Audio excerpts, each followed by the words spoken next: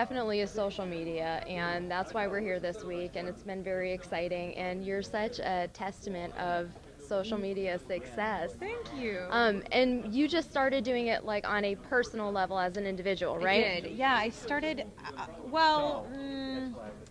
sort of. I started a blog back in, I want to say 2005 or so, because I wanted one place to put all of my articles that I was writing for various publications.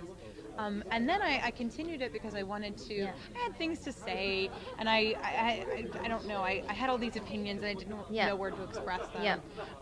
And there wasn't Twitter, and Facebook wasn't being utilized in the same way. There was no news feed on Facebook, right? So there wasn't really a place to put them.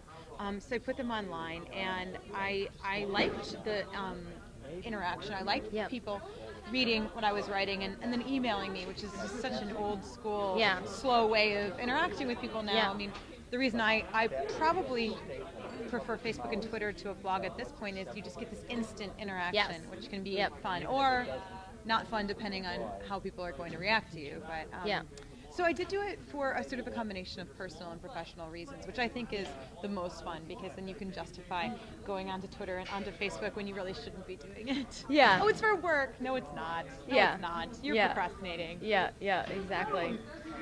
So, and I think a lot of the emphasis for out here, there's been primarily businesses that are approaching this whole topic. What do you think is the biggest thing that companies are missing with the social media element and using it effectively? I think Tucker sort of mentioned it, but what Tucker said during our talk is that he thinks businesses shouldn't be on social media because they cannot be authentic. I disagree with him. I think that his point is well taken, but the gist that you should get out of that is that in order to resonate with people, you do need to start acting like a real human being and not like a robot. And so trying to be creative. I'll give you a great example. KLM, which is I want to say they're a Dutch airline. They're an airline in Europe. They did this really cool social media campaign that where they actually read the Twitter feeds of some of their passengers. I don't know if the passengers had mentioned that they were going to go on a KLM flight. They might have. I don't remember exactly. And they had surprised their customers with things that were not airline related. Like they would, these customers would get off the airplane and they'd be like, 2 tickets to that Bears game that you had talked about on Twitter, and the customers were just blown away, right? And this is access to information they would never have had otherwise. Another great example of a Morton's Steakhouse actually just did this. Did you know what I'm about to say? No, but I just love steak. I know. Who doesn't? This one particular social media, he has a lot of followers. He has about 100,000 followers, or maybe a little bit more. He had tweeted that he just craved a steak, and he was getting on this flight, and God, he wished there were a steak there.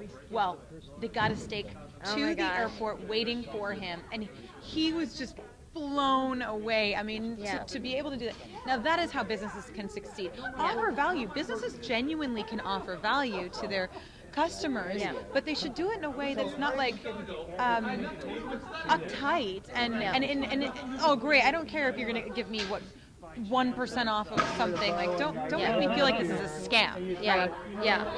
Or try to bribe. Right. And it's, just genuinely offer, or like ask people their opinion. But give them a real stake in the matter. Let's say you're the Gap and you're trying to decide, should we have a pink shirt or a red shirt? We're going to only produce one. Ask your customers, allow them to vote on it, and then actually produce the shirt that they vote on. I mean, then everyone has a stake in the game. Follow through, make it happen. I know. I mean, and I know our company definitely has a culture that people, when they walk through the doors, they pick up on it. And they know, like, you get it. And that type of culture can certainly be conveyed to your audience. It'd be fun. I mean, some companies don't feel that they should be fun, but at the end of the day, people respond to fun, to liveliness, to personality. I don't care if you are the most serious brand in the world. Even, I mean, look at insurance.